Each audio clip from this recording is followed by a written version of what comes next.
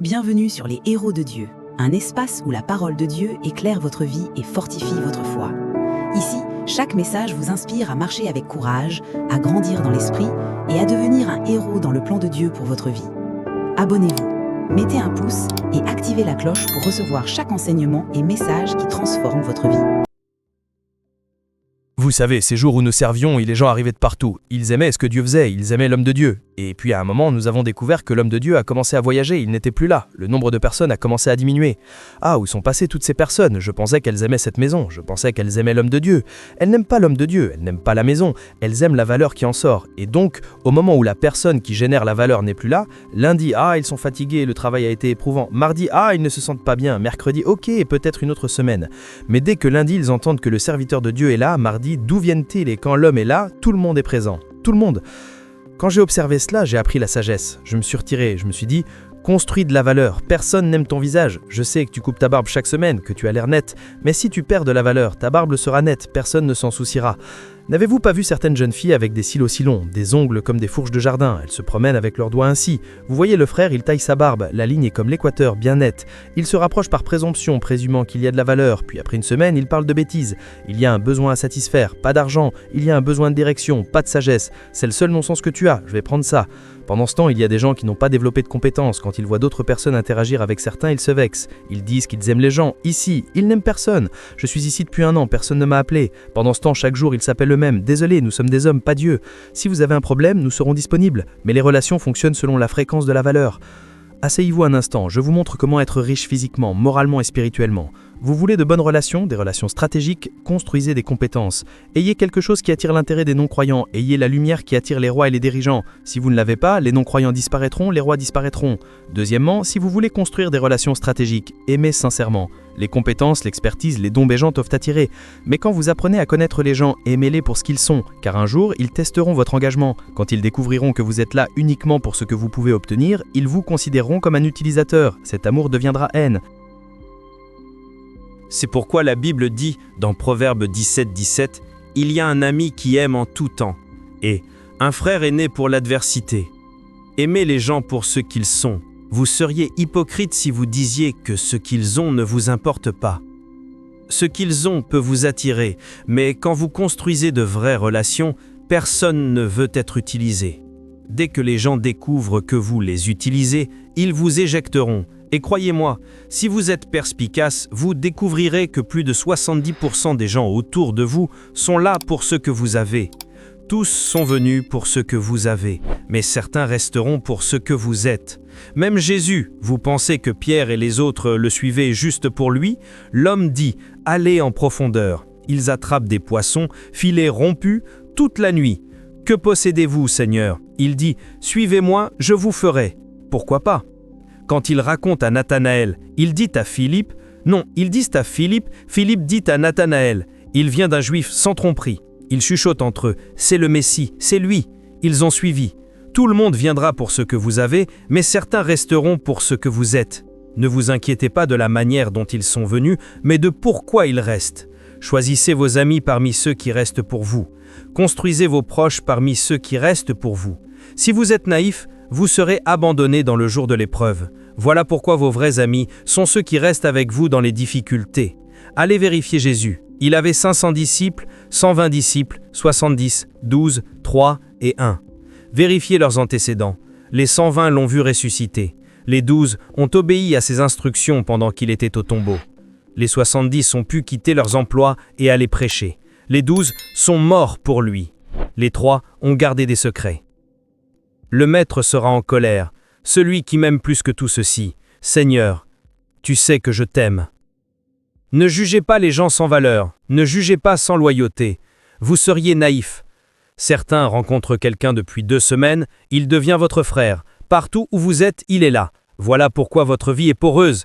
Les rois ne font pas des frères à la légère. La mère de Jacques et de Jean dit « Dans ton royaume, que mon fils s'assiede à ta droite, l'autre à ta gauche. » Jésus dit « Ce n'est pas un cadeau. Peuvent-ils boire du baptême de souffrance que je vais boire? Ils sont finis. » Si votre vie n'a pas de valeur testée, cela signifie que vous n'avez pas de vraie vie. Quand vous arrivez à ce point où vous avez de puissantes personnes qui se tiennent avec vous, elles sont des devises. Vous savez pourquoi? Elles peuvent mettre leur crédibilité sur une affaire à cause de vous. Elles peuvent prêter leur voix pour vous, se tenir à vos côtés dans l'adversité. La présence d'une telle personne vaut plus que tout l'argent que vous pouvez avoir sur votre compte. Certaines personnes, quand elles disent « fais-moi ton garant » ou que vous appeliez leur nom, même si vous apportez votre CV et qu'ils voient leur nom et confirment, vous non seulement êtes pris pour ce poste, mais vous êtes favorisé. Les relations de type alliance, les relations stratégiques, sont toutes des devises. Vous les construisez en développant vos compétences, en aimant sincèrement et en honorant la relation. La Bible dit « un ami doit se montrer amical ». Si vous méprisez une relation, elle ne peut devenir une devise légale. Maîtrisez l'acte d'honneur. Philippiens 2, versets 2 et 3, nous devons élever les autres au-dessus de nous-mêmes. Quatrièmement, démontrez loyauté. Ne soyez pas un ami de circonstance. Vous n'êtes là que lorsque des ressources sont disponibles. Dans le jour de la difficulté, vous disparaissez. Après le problème, vous revenez en souriant, comme si vous étiez là hier. Alors que non. La Bible dit, Proverbe 20, verset 6, « Un homme fidèle, qui le trouvera ?» Si vous en trouvez un, gardez-le. Les personnes fidèles sont rares. Vous voulez de vraies relations? Expertise, compétence, amour sincère, honorez ces relations et montrez de la loyauté. Alors, les devises morales sont l'intégrité, la gestion du temps et les relations d'alliance. Ce sont des devises morales. La gestion du temps implique la discipline. L'intégrité implique la vérité et la cohérence. Et les relations d'alliance concernent le caractère général et la qualité morale. Voilà pourquoi ce sont des devises morales. Ensuite, nous avons les devises spirituelles. Oh, le temps est écoulé. Mais si le Saint-Esprit le permet, nous entrerons plus profondément la prochaine fois. Mais combien d'entre vous ont reçu certaines choses? Vous pouvez être pertinent, fructueux et impactant. Les principes sont dans les Écritures. N'attendez pas de naître avec une cuillère en argent, non. La personne qui a le père d'un enfant avec une cuillère en argent est née pauvre. Et celui qui a une cuillère en argent, s'il ne transmet pas les secrets, deviendra pauvre. J'ai entendu quelque part quelqu'un parler du cycle de la vie. Ceux qui travaillaient dur ont engendré ceux qui montaient à cheval. Ceux qui montaient à cheval ont engendré ceux qui conduisaient des Rolls-Royce. Ceux qui conduisaient des Rolls-Royce ont engendré des personnes trompeuses. Parce que celui qui travaillait dur et enseignait les valeurs à ses enfants, ils ont prospéré par ces valeurs. Mais quand ils sont devenus riches, ils ont oublié des valeurs. Et donc, les riches ont engendré des enfants gâtés, et les enfants gâtés sont devenus pauvres. Peu importe où vous êtes, c'est un avantage. Échangez avec les valeurs. Je vais maintenant lister des devises spirituelles. Étudiez-les. Je veux que nous dansions et louons Dieu. Les devises spirituelles sont les plus nombreuses. Il y en a environ 6. La première est la foi. La Bible dit dans Hébreux 11, 1 à 3. La foi est l'assurance des choses qu'on espère, la preuve des choses qu'on ne voit pas. Par la foi, les anciens ont obtenu un bon témoignage. Par la foi, nous comprenons que l'univers a été ordonné par la parole de Dieu. Tout ce que nous connaissons a été créé par la foi. La foi est un pouvoir d'acquisition. Marc 11, 24. Tout ce que vous demandez en priant, croyez que vous l'avez reçu et vous le verrez s'accomplir. La foi peut vous donner tout ce que vous désirez. Elle a un pouvoir d'achat. Comment acquérir la foi? Premièrement, recevez la parole. Romains 10, 17. La foi vient de ce qu'on entend et ce qu'on entend vient de la parole de Dieu. Deuxièmement, comment marcher par la foi? Exercez-la dès que vous l'avez. Quand vous recevez la parole, n'attendez pas, agissez. Jacques 1, 22. Soyez des pratiquants de la parole et non des auditeurs seulement, vous trompant vous-même. Ceux qui se contentent d'écouter et ne pratiquent pas sont comme quelqu'un qui se regarde dans un miroir et oublie aussitôt ce qu'il est. Troisièmement, restez avec des personnes remplies de foi. Hébreux 10, 24, 25. Encourageons-nous à l'amour et aux bonnes œuvres. Ne négligeons pas de nous rassembler. Quand vous êtes avec des gens de foi, ils vous élèveront, pas vous abaisseront. Quatrièmement, comment exercer votre foi? Priez dans le Saint-Esprit. Jude 20. Édifiez-vous sur votre foi la plus sainte en priant dans l'Esprit. La deuxième devise spirituelle est la sagesse. La Bible dit « Heureux l'homme qui trouve la sagesse et qui obtient l'intelligence. Les gains qu'elle procure sont meilleurs que l'argent et la richesse. Ce que la sagesse peut commander, l'or ne peut l'acheter. » Dans Proverbe 24, 3, 4. « Par la sagesse la maison est bâtie, et par l'intelligence elle est affermie. Par la connaissance, toutes les chambres se remplissent de biens précieux. » Un homme sage est riche dans le naturel et dans le spirituel. Tout ce que Salomon avait, c'était la sagesse. Mais la Bible dit qu'il était plus riche que tous les hommes puissants d'Égypte et plus grand que tous les princes d'Arabie. Tous les rois de la terre venaient l'écouter, car il avait quelque chose. Et ils ne venaient pas les mains vides. Ils apportaient argent, or et richesse. Si vous n'avez pas d'argent, ce n'est pas un problème, mais si vous manquez de sagesse, vous êtes en grand danger. Comment croître en sagesse? Premièrement, demandez à Dieu. Jacques 1,5, si quelqu'un manque de sagesse, qu'il la demande à Dieu, qui donne à tous libéralement, sans reproche, et elle lui sera donnée. 1 Roi 3, 9, 12, Dieu demande à Salomon ce qu'il veut, il répond « Donne-moi la sagesse et un cœur intelligent ». Quand la sagesse vient, les richesses, l'honneur, l'autorité et la gloire viennent avec. Deuxièmement, aimez l'instruction. Un homme qui n'aime pas l'instruction ne peut pas être sage. Proverbe 19, 20, écoute le conseil et reçois l'instruction afin que tu sois sage pour la suite de ta vie. Troisièmement, craignez le Seigneur. Proverbe 9, 10, le commencement de la sagesse est la crainte de l'Éternel. Et Job 28, 28, la crainte du Seigneur, c'est la sagesse. Et s'éloigner du mal, c'est l'intelligence. Quatrièmement, étudiez. 2 Timothée 2, 15, étudie pour te présenter approuvé devant Dieu, un ouvrier qui n'a pas à rougir, partageant correctement la parole de vérité. Cinquièmement, fréquentez les sages. Proverbe 27, 17, le fer aiguise le fer, et l'homme affine le visage de son ami. Proverbe 13, 20, celui qui fréquente les sages devient sage. La troisième devise spirituelle est la faveur. La faveur vous donne un avantage.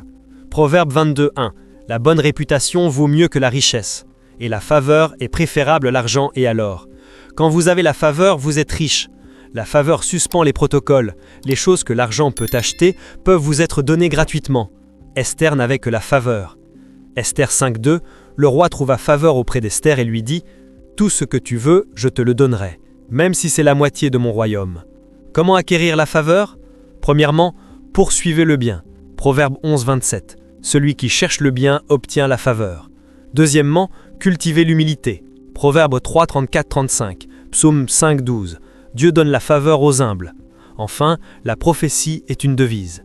Elle peut transformer les nations et les situations. Dans 2 Rois 7.1, Élisée prophétise que la famine à Samarie prendra fin. La prophétie a le pouvoir de changer l'économie et les circonstances. La destinée de chacun peut être révélée par la parole prophétique. Les connexions humaines ou la faveur seule ne suffisent pas. Quand vous êtes sage et que vous priez, vous attendez les signaux du ciel. La prophétie est le véhicule qui vous fait avancer. Même les grands hommes de l'histoire, si leur mère était consacrée à Dieu, ils ont été protégés par des paroles prophétiques. Les choses qui tuent les autres ne peuvent pas les toucher. Alors, je proclame sur vous, au nom de Jésus-Christ, que vous vous leviez et brillez, que vos voies soient redressées, que tout obstacle dans votre destinée soit brisé. C'est le matin de votre vie. Commencez à briller, à éclore, à avancer par le pouvoir du Saint-Esprit. Le feu, le pouvoir appartiennent à Jésus. Quand vous sortirez de ce service, votre vie sera fructueuse par le Saint-Esprit. Toutes les devises nécessaires pour vivre une vie impactante, recevez la grâce pour y accéder maintenant au nom de Jésus-Christ. Vous n'êtes pas désavantagés. Élisée disait « Nous avons plus de puissance de notre côté ». Vous avez plus de puissance de votre côté. Allez étudier les 3 autres devises, la prière, le sang de Jésus et la prophétie. La prière est une devise. Tout ce que vous désirez peut être acquis par la prière. Marc 11, 24. Le sang de Jésus est une devise. Il vous protège de la destruction et ouvre vos moissons. Ils ont vaincu Satan par le sang de l'agneau et par la parole de leur témoignage. Notre salut même a été acquis par le sang de Jésus. Éphésiens 1, 7, 1 Corinthiens 6, 20. Louez le Seigneur. Nous sommes bénis cet après-midi. Amen.